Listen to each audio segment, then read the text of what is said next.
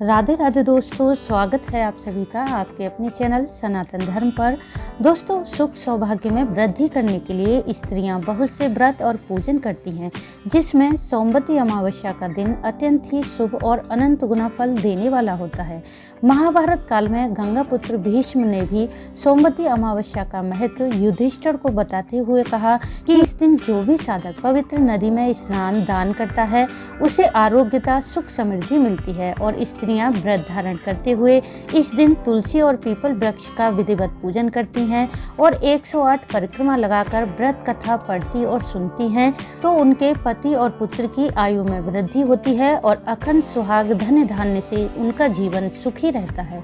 माना जाता है कि सोमवती अमावस्या पर व्रत और पूजन करते हुए सोमवती अमावस्या की कथा अवश्य पढ़नी और सुननी चाहिए, जिससे कि व्रत के पूजन का संपूर्ण फल प्राप्त हो जाए। यदि आप सोमवती अमावस्या का व्रत किसी कारणवश नहीं रख पाती हैं, तब भी तुलसी और पीपल वृक्ष का पूजन परिक्रमा करते हुए इस व्रत कथा का श्रवण जरूर करें।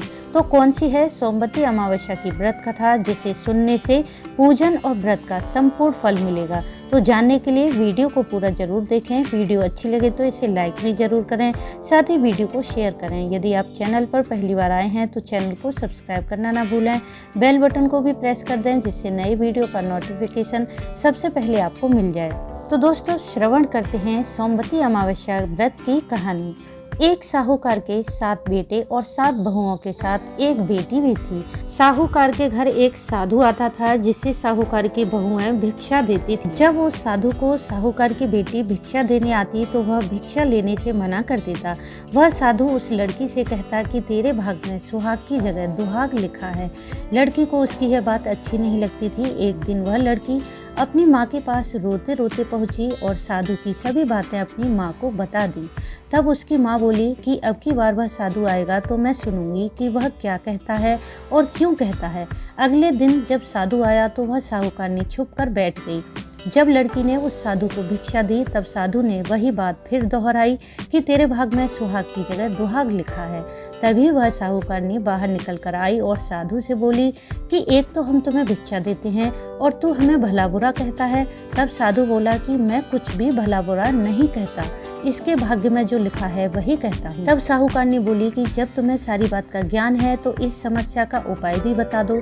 साधु बोला कि 7 समंदर पार एक धोबिन रहती है जिसका नाम सोना है।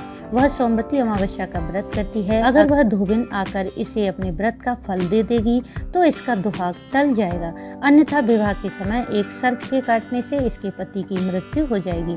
सारी बातें सुनकर लड़की की माँ रोने लगी और उस धोबिन की खोज में निकल गई।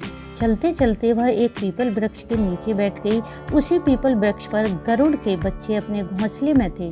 तब एक सांप आया और गरुड़ के बच्चों को खाने के लिए झपटा, परंतु उस साहूकारनी ने सांप को मारकर गरुड़ के बच्चों की जान बचा ली। तब गरुड़नी आई और वहां खून पड़ा देखकर साहूकारनी को चोंच मारने लगी। तब साहूकारनी बोली कि एक तो मैंने तेरे बच्चों की रक्षा की है और तू मुझे ही मार रही है। तब सारी बात जानकर गरुड़नी बोली कि तूने मेरे बच्चों की रक्षा की है, अतः तुम जो मांगना चाहती हो वह मांग लो। तब साहूकारनी बोली कि मुझे 7 समंदर पार सोना धोबिन के यहाँ जाना है, वहाँ मुझे छोड़ दो। तब गरुड़नी ने उसे वहीं छोड़ दिया। तब साहूकारनी ने सोचा कि मैं इसे कैसे मनाऊं। सोना धोबिन की 7 बहुएं थीं जो घर के कामकाज करते हुए लड़ती और झगड़ती रहती थी। रात को जब सब सो जाते तब साहूकारनी घर का सारा काम कर देती और उजाला होने से पहले चली जाती। सभी बहुएं आपस में सोचती कि पता नहीं कौन सी बहू घर का काम कर देती है। जब सोना धोबिन ने देखा कि घर की बहुएं अब लड़ती झगड़ती नहीं हैं, तो सारी बहुओं को बुलाया और पूछा कि घर का काम कौन करता है और तुम लड़ती भी नहीं हो। तब बहुओं ने अपनी सास से झूठ बोल दिया कि हम काम कर लेती हैं, पर सोना धोबिन को अपनी बहुओं पर विश्वास नहीं हुआ और उसने सोचा कि मुझे ही छुपकर देखना होगा कि काम कौन करता है। रात होते ही सोना धोबिन छुपकर बैठ गई।